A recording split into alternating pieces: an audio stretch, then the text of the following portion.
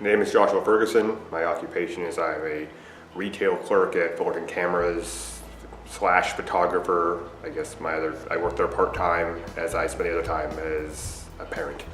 I've lived in Fullerton 8 years now. I've lived in this area for 20 years now. Think globally, act locally. Like, don't try to save up $1 million to run for Congress. Act locally. Like, city council would be a much more appropriate fit for something. And I always thought, okay, well, I'll wait until I have the money, wait until I have the resources, wait until I can run that $50,000 to $80,000 campaign, and I don't want to wait until I'm in my 50s to do it. I wanted to do something sooner, and I also wanted to know how the system worked from an outside perspective. So instead of waiting and waiting and waiting, I thought, well, if I really want to do this, I should do it now.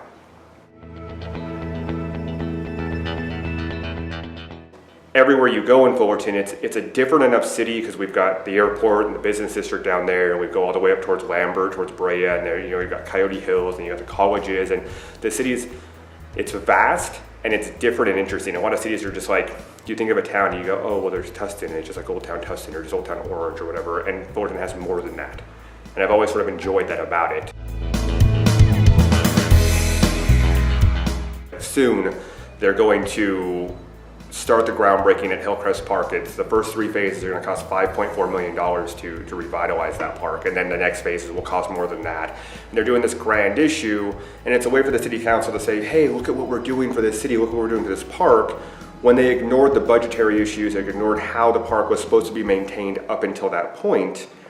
And I actually called the Parks Department and asked them, and I said, well, in this grand plan, have they allocated money in the budget for it to be maintained after the fact? Like, once it's all done, is it going to go back to being triage where they spend money on everything else and ignore the parks again? And they told me, yeah, there's no budget change after it changes. They let things go and go and go until all of a sudden it's, now we need a grand plan to fix all of this. Nobody. Honestly, my campaign donations so far are my wife and myself, and that doesn't count because it's my own campaign. It's kind of funny to me, but I'm actually using, my father ran for city council in Buena Park 2 years ago and didn't win, and he was throwing away about like 50 or so of his signs, so I actually took those signs before he threw them away, and I'm actually going to change it from Greg to Joshua and from Buena Park to Fullerton to utilize those because it's fiscally responsible and it's recycling. So I got both sides that could be able to cheer that on.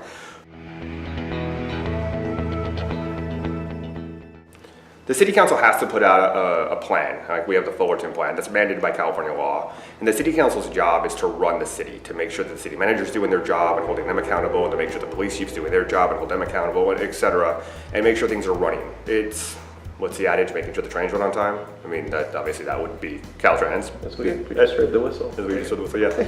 I mean, really their job is to make sure the city is working, which is what the city doesn't do. I'm against district voting. I believe in at-large voting. I understand the reason we're doing district voting, or where it's going on the ballot because people sued because they were disenfranchised. So the argument of you have to look like me to represent me is a fallacy to begin with, because the corruption comes in all colors.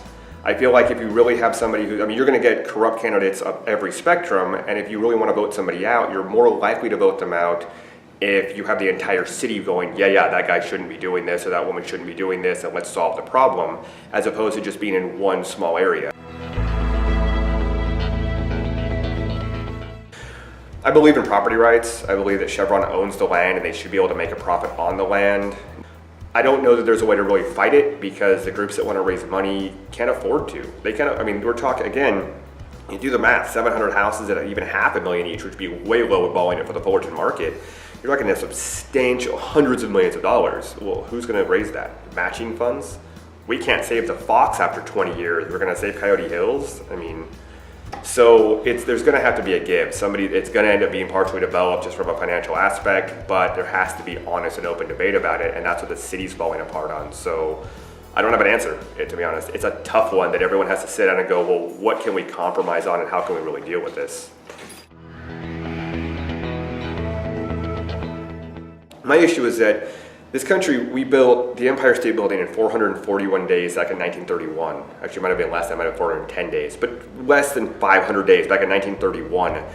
We've now had we've had the money for the theater for 10 years now. We've been talking about saving the Fox for 20, 25 years now. It's a vaudeville movie palace. I love the idea of the theater, but I think practically it's never gonna make money.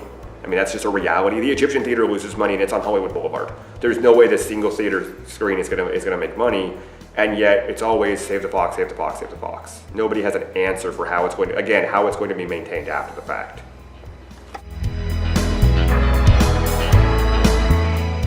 It's not really the government's job to make sure housing is affordable. It's the government's job to make sure that the cities are being run, make sure that the people who wherever you live are being treated the same way by police, fire, and everything else with response times.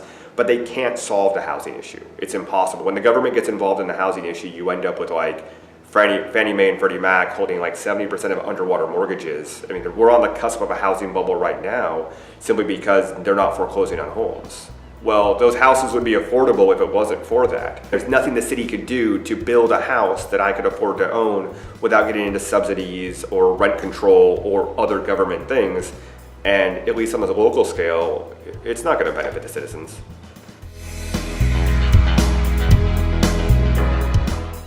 When you look at the homeless issue, we can't just go, oh my goodness, people are homeless, how do we solve this? We have to go, why are they homeless? Can it be solved? Because homeless shelters I have a problem with, because all it ends up doing is clustering homeless people into one area, and it becomes an issue where they have to make, it's triage. You can only help so many people, and some people don't want to be helped. But homeless shelters don't work. You can look at study after study after study. Transitional housing works. If somebody has addiction issues, you put them in transitional housing and they're more likely to break the addiction and get into the workforce than somebody who just goes to shelter to shelter to shelter. So you have to look at things that actually work and not just sort of throw a blanket solution out. So what changed? I mean, if you ask what happened to the cops, were they fired? If they're getting their pensions, they weren't really fired. Were they allowed to retire? What's the process? Are they going through binding arbitration? Are they going to get their job? Can consistently get his job back? We never hear anything. Have we seen real accountability? Have they said, this is what happened, this is how we'll make sure it never happens again. We now have body cameras. Anybody who breaks their data recorder will now get this punishment. No, none of that. Well, we've done a homeless liaison job, and now we open the police station, we have little tours, but there's still no community reach. I mean, if you wave to a cop, are they gonna wave back? Are they gonna be civil? Are they walking up and down the street in our major, we have 30, 40 bars in a 2-block area? Are they walking around going, hey, how's it going? Making sure they're part of the community? Or are they still fostering that us versus them mentality? Because that's the biggest thing you're gonna run into.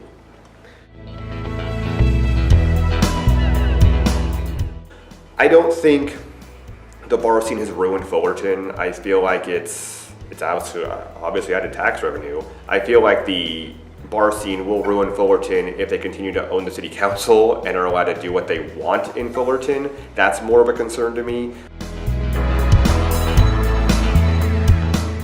I look at the city not from somebody who's trying to trade favors and peddle influence, but as somebody who lives in and cares about the town I live in and wants to see this town succeed both for my children and all the children that live in this town. You know, that's what we should be worrying about.